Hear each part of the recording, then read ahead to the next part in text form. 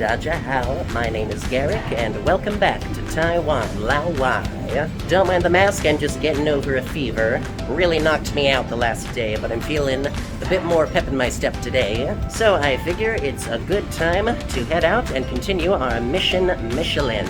If you're new to these parts, I am on a mission to eat at every single Michelin-recommended restaurant in Taipei. It's a crazy endeavor, I know, but we are making decent progress, believe it or not.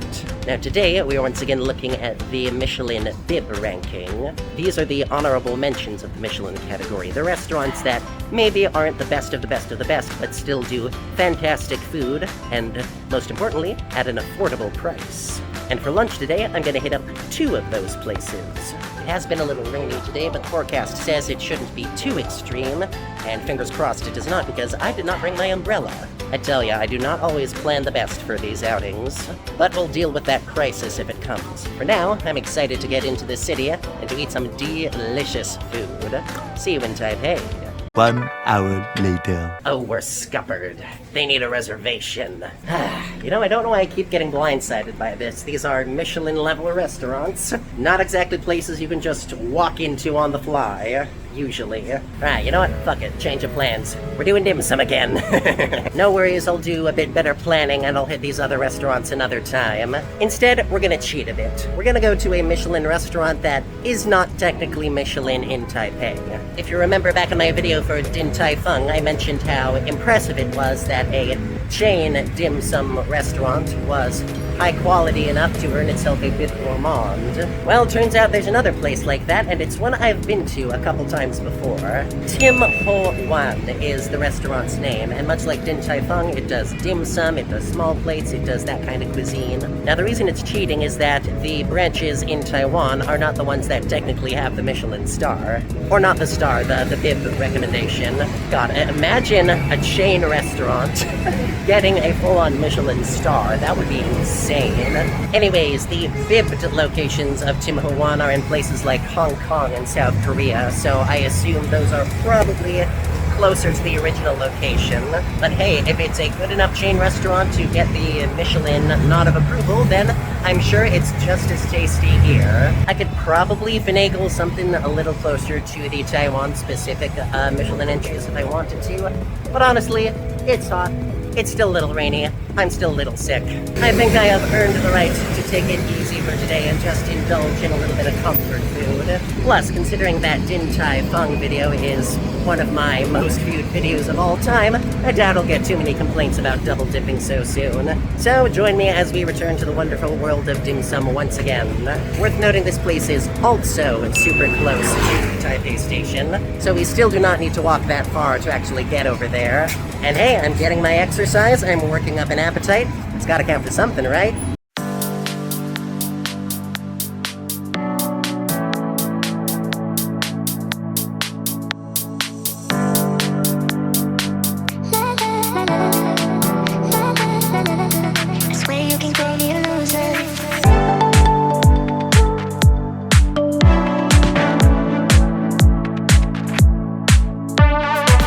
So it appears we have landed in the mall district of Taipei. We actually have a Shinkong Mitsukoshi back in Taoyuan as well. I think I might have shown you a bit of it on one of my other videos. Taiwan really loves their gigantic frickin' malls, what can I say? Oh, interesting. I thought Tim Ho Wan would be in one of these big malls, but no, it's just got its own floor right on the bottom here. There's actually a Tim Ho Wan back in Taoyuan City, close to where I live, and that one is like part of the big restaurant floor in one of the malls. But this is just right smack dab on the bottom with its own space. I guess this is a real-ass restaurant.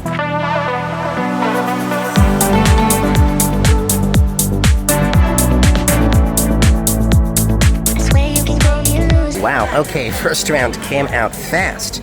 These are some barbecued pork buns. As you can see, they're crispier than the traditional soft, fluffy bao bun.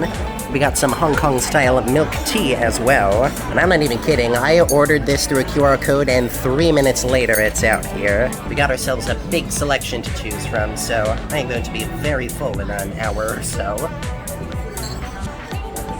I do love Hong Kong style milk tea. It has a sort of deep, tangy sweetness. Now the pork buns I have had before, and they are super delicious. I have had Chinese style barbecue pork before, but this stuff is like extra unctuous.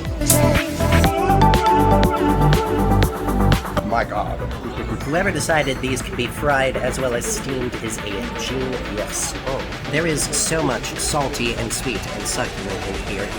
It is addictive. I feel like these are Tim Ho Wan's signature item in a sense, and I can see why. Like even the dough itself, you can see it's got like this sort of crispy topping that sort of shatters when you bite through it.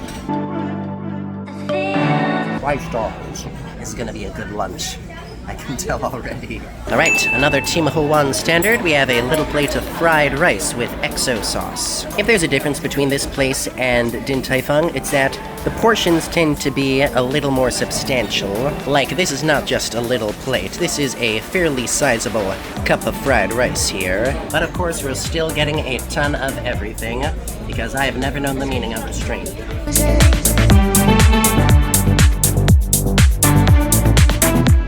It's interesting because the flavor here is milder than you'd expect compared with how intense the pork buns were. It's not so much salty as it is savory and spicy and very oniony, but it's nice. It helps it from being too overwhelming in the gut, I think. And we're gonna have to hurry because basically everything else arrived at once. My God. Right, so this is actually a new item on their menu, so I definitely have not tried this before. These are deep-fried chive pancakes with calamari, so it's chive and squid, and a bit of what looks like Thai-style dipping sauce. That's definitely another difference between this place and Din Tai Fung. It's more willing to take culinary swings and fusion-y directions. I for one approve of that. That does wear its Thai influence on its sleeve, especially with that sauce. Very hot inside, but also very soft. And the squid is not minced up. There are big, thick pieces of calamari in here. But they're extremely tender. Like, I do not know how they got this squid so easy to get down and not rubbery, but they accomplished it. Well done. Alright, no breaks on this train. These are some deep-fried spring rolls with shrimp, because you can't have a good dim sum visit without spring rolls, don't you know? The exterior already feels super-duper brittle. That's fascinating. That holds its shape really well, but it shatters easily in my mouth. I want to say it's not just shrimp in here. There's maybe some other protein, definitely some scallions as well. Whatever it is, that's a quality spring roll. I could easily pop like 5 or 6 of these little guys in my mouth if that was all I was eating. Now the most interesting thing I've ordered is a deep-fried cheese pastry, which I guess technically counts as our dessert. I have no idea what to make of this or the fact that it's on a dim sum menu, but today is about experimentation, so experiment we shall. There's no good way to do this without getting my fingers all powder sugary, so we're just gonna dive right in.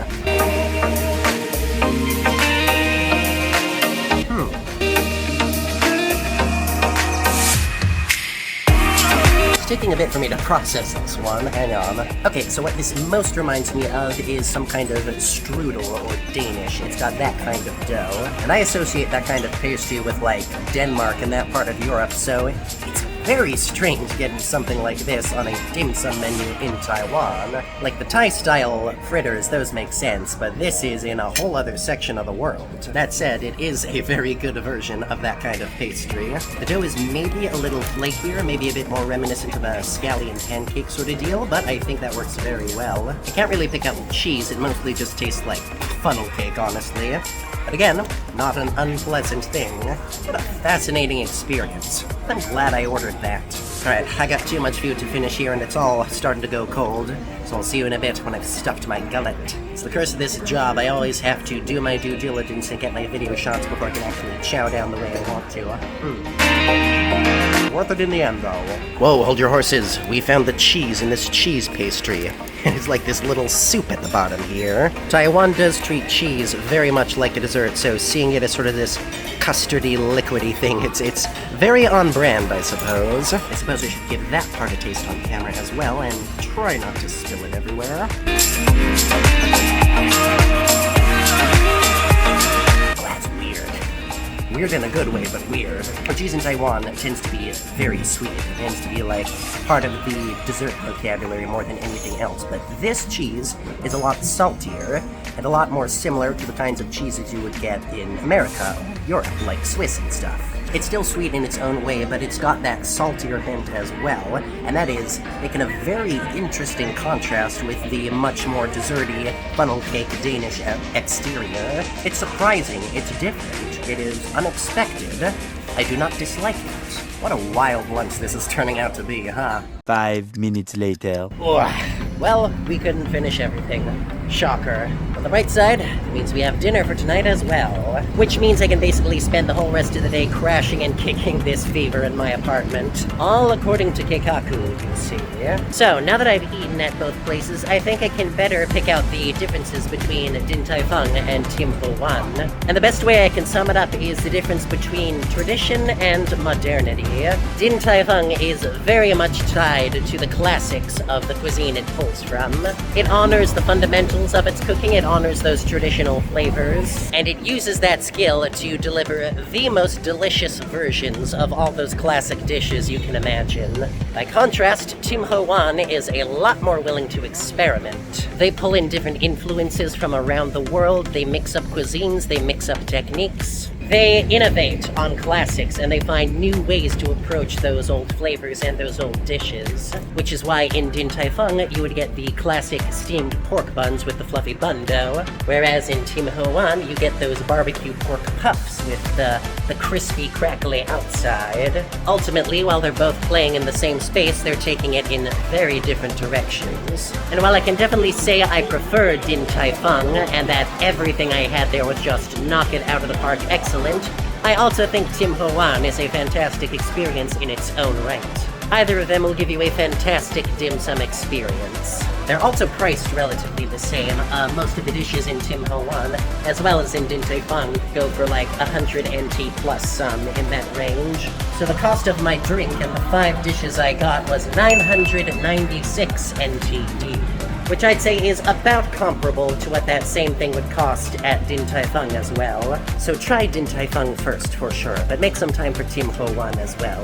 They'll both serve you very wonderfully. Alright, I'd say we've saved this day from disaster pretty efficiently. My apologies we couldn't get to the restaurants I had planned. I will have to clearly do more research from now on. That said, my next mission Michelin is going to be something very, very special.